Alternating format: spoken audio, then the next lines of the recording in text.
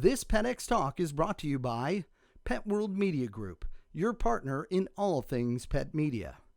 Additional funding and considerations provided by Natura Pets, Found Animals, and Dogwise Publishing. Are you ready to be empowered? Then join us for this PetX Talk.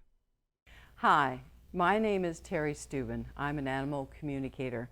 I'm also a Reiki master and a medical intuitive, and I use all of my gifts to work with animals. Now, what's interesting is you as a new person to animal communication might say, why would I call you? Well, let me explain that to you. First of all, it gives your pet a voice and it allows for you to hear what they're saying. I work with over 40 vets worldwide right now, and I can explain what the symptoms are. I hear a name of a pet and I can tune in. And what I do is I allow the symptoms, you'll write down the symptoms, I'll explain them, you call your vet, and the vets initially, years and years and years ago, they used to scratch their heads.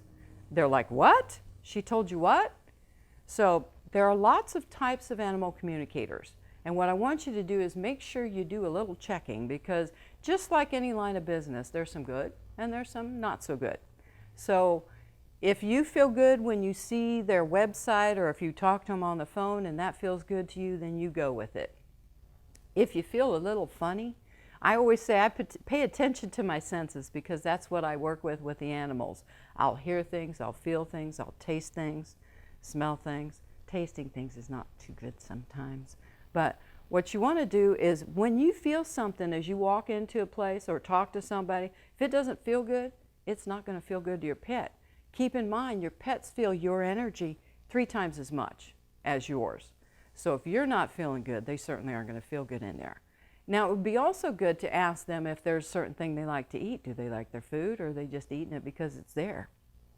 Anything you want to ask a pet. There is nothing I haven't found. And actually, some of the funniest questions we've had have been the best answers we've ever gotten. Okay, for example, there was one lady that was talking about, the cat came up to me and she said, can I keep the panties? And I said, what? And the cat looked at me and I said, she wants to know if she can keep the panties. And she almost turned pink. And what happened was the dog, or the cat, ever kept stealing her little panties, and they would go and she would use them all as a cushion underneath, tucked up under the center of the bed, and she wasn't telling her where they were. And the lady was like, no, you have to leave my panties alone. So I explained to the kitty that she had to leave them alone, and she's like, fine. And so then she walks away, and then all of a sudden, here she comes trailing with a pair of panties in her mouth, and she's looking and she goes, these, right? And all of a sudden I go, and yes, those are the ones you want to keep away from. She goes, fine. So she carried them back in, this lady's purple, carried them back into wherever and put them back wherever she found them. So that would be a unique thing. And let me also give you a little advice about this. When you contact an animal communicator, keep in mind they're all different. I would say they're all different. There are some that are really, really gifted. There are some that are gifted in certain areas. So ask questions. Let them specify for you. I've been very fortunate that all I need to do is hear a name and I can tune into a pet. Doesn't matter where they are in the world. I do phone sessions. I do some Skype sessions sometimes.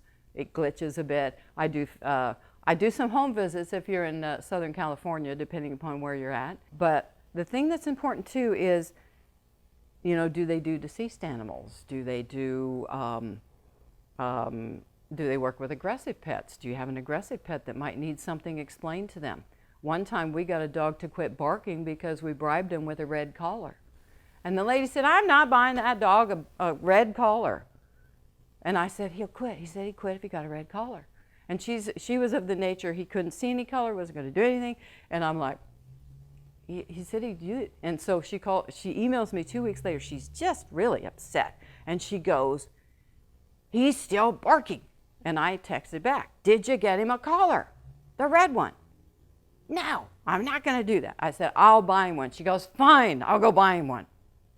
2 weeks later, I get an email, and all it says, worked. That was it. So in that respect, there are a lot of things that I could help with. explain why they're barking, what they're doing. I also have a system that I use that is a communication system that it makes it so easy for your pets to understand what you're saying. I think it's important for you to get your messages through correctly. Well, let me explain to you first of all how it works with a communication session. You'd get in touch with me, we set up a time. If it's a phone session, you'd call me. I just need the name of the pet.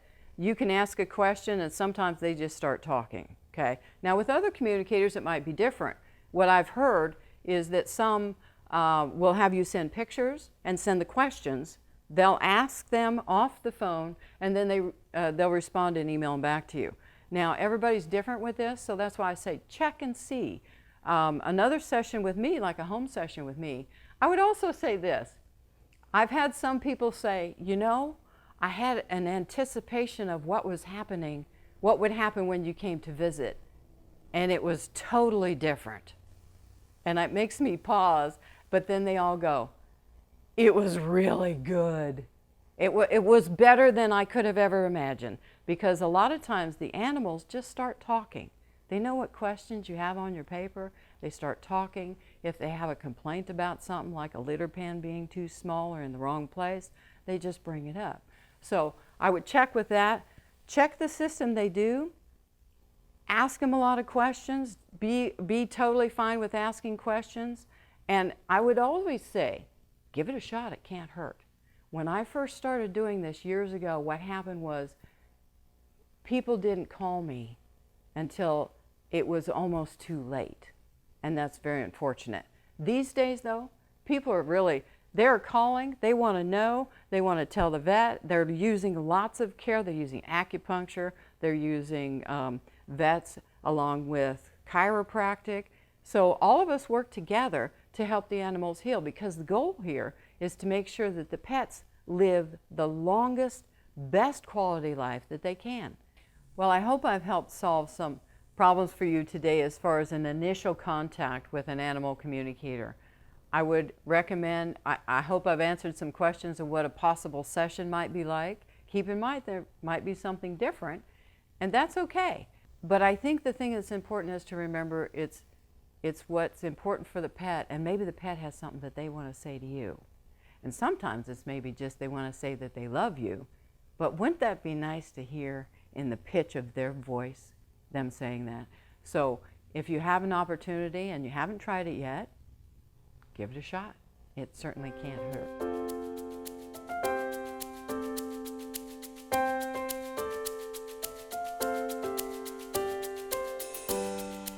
We're here with Terri Steuben, who just finished a wonderful PetX talk about a topic that I think a lot of people wonder about and are a little bit shy to embrace. Terri, I wanted to follow up by asking you, for folks who haven't done it and are thinking about doing it, what would you say to them to get them to just try it? Here's what I would recommend. There was a gentleman that called me and his pet was almost ready to pass. And if he'd have called me a week before, he wouldn't have. Because we could have told them what was wrong in the bowel and they could have gone there, because they were looking at the heart and the breathing, and the issue was in the bowel, and then you'd just exploded. If we'd have done something there, it'd have been fine. So I tell people that story because if you haven't, it's just a little thought, and even think it might be funny or giggly or whatever, do it. You will not regret it. You will not regret it. And it might open your eyes up, and you may become even closer with your pet because now they know that you understand them. It's the best thing you can do for them and for you. I think one of the other things that I'm interested about is the reactions of people who have gone through and done this. Share that with us. It's the range of the board. They're happy. The tears are running because they're so tickled about what some of the things their pets have said. Joy. Some are a little confused sometimes because we have to explain things, especially when it goes into the communication process. But I haven't found anybody that hasn't had a wonderful time afterwards. It wasn't quite what they expected. Sometimes it was, they heard different things from their pets than they thought they would, but it ended up, in their opinion, it was better than they could have ever scripted. So happiness, and most of them are like, I've had a lot of, when can I get you on the schedule again, because I want to check again, and we need to get back about these meds so you can tell me if they feel right. So when do we need to, and when I want to get, because you're busy, I want to get on your schedule. And they do that with all the animal communicators. So when you find a good one, you know, make sure you check with them. But I would definitely tell folks, you certainly can't go wrong. And you may have spent money on something that was like wasted. And if you do an animal communicator and it's a good thing, it's not wasted. So try it. One of the other things I'd like to finish up with is, are you the voice of the animals, of the people, yourself, both? Where do you put yourself in that cycle? My voice, I use my voice, but when I'm working with an animal, I will use it. I try and relay exactly what they're saying. You'll notice the pitch in my voice changes a little bit. Sometimes I have snarky, cocky little guys, and they're like, hey, I'm not going up there. And I look at them and they go, God, that's just them. You know, so the words come right out of my mouth. I try and make it as quick as I can so that they get the immediate interpretation. And a lot of times it's pretty cute, pretty humorous. But sometimes it's like, whoa, you know. And there's a lot of little guys that have somebody that gives them special snacks. So I have to find a way to explain it to the person and say, well, we will, yeah, well, so you and I will just keep between the two of us that Daddy gives you snacks, and then we won't have to worry about that anymore. And everybody laughs. So. Well, thank you so much for all that you're doing in the pet world. It makes a difference, and we appreciate it. Thanks for having me. Have a great day. It was lovely coming here. I hope you have me back. Thank you for joining us for this PetX Talk. For more information on Terri Steuben, visit terristeuben.com.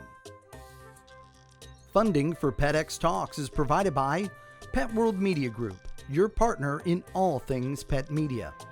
Additional funding and considerations for PetX Talks is provided by Natura Pets. Natura Pets can help you optimize your pet's health with premium organic supplements from the Amazon and Andes Mountains. Visit naturapets.com. Dogwise Publishing, all things dog. For all of your expert dog book needs, visit dogwise.com. Found Animals, working towards big ideas that advance the safety and happiness of animals in our homes, our shelters, and everywhere in between. Visit foundanimals.org. Special thanks to Pet World Insider, taking you inside the world of pets. Visit petworldinsider.com for more expert radio interviews, articles, and videos.